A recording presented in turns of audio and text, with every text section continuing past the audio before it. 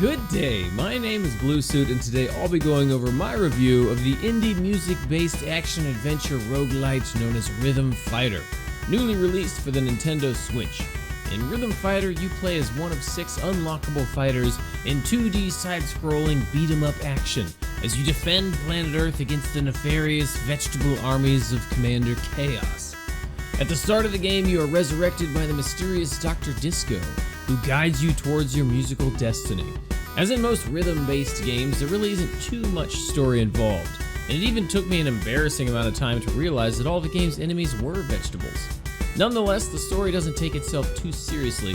It never gets in the way of the action, which is Rhythm Fighter's crowning achievement.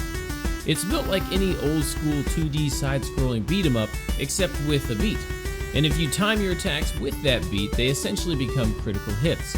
And as the game ramps up in difficulty, it becomes increasingly important to be able to continuously land those perfect critical beats.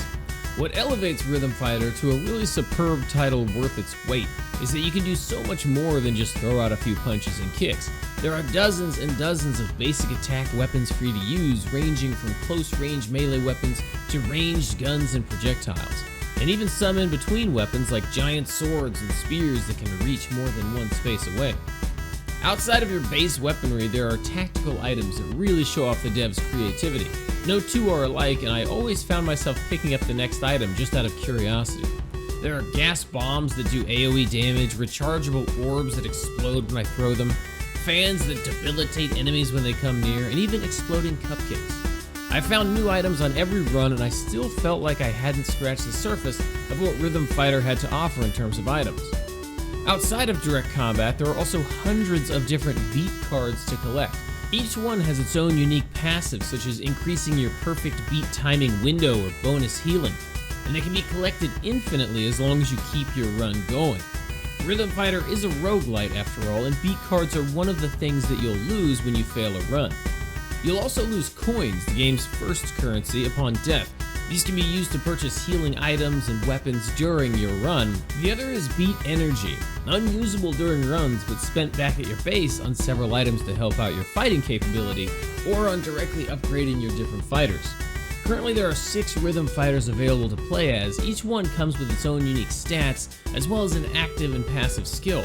Your starting fighter, for example, DJ Dax, does extra damage on perfect beats and has a powerful AoE ability that hits enemies on both sides. My personal favorite was Agent Jackal, who got an unstackable 50% increase to his damage every time he rolled, which fits my Souls-like lots of rolling playstyle.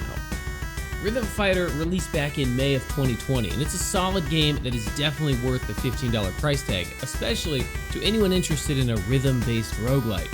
However, when it comes to the Switch version of the game, I really can't say the same. With its roguelite gameplay and simple graphics, it really seemed like a shoo-in for better on the Switch. However, there are a few reasons why it ended up being pretty disappointing. For starters, it doesn't really run well at all in the Nintendo Switch version. There's a constant lag even where there aren't too many things happening on the screen at once. It's bad enough in any other game, but in a timing rhythm-based game, it's really a problem. As the game gets progressively harder, you need to be able to have that perfect timing, or you just won't be able to do enough damage to be successful. And that's really not possible with this much lag. On the PC version, it really feels like the beat never stops, but here on the Switch, you're going to be dropping the beat constantly, which is punctuated even more by the extra long load screens. These load screens are probably going to go largely unnoticed for players who didn't play Rhythm Fighter on PC, but going directly from PC to Nintendo Switch showed a clear difference. And if that wasn't enough, somehow Rhythm Fighter now even costs an extra couple of dollars on Nintendo Switch than it does on PC, making it an all-around worse choice if you own both systems. You can pick up Rhythm Fighter right now on Nintendo Switch and PC for $17 and $15 respectively.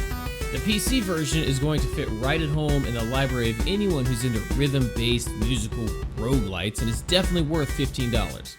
However, the Nintendo Switch version, even with all the fun content it has, shows up as a frustratingly bad port, desperately in need of a fix.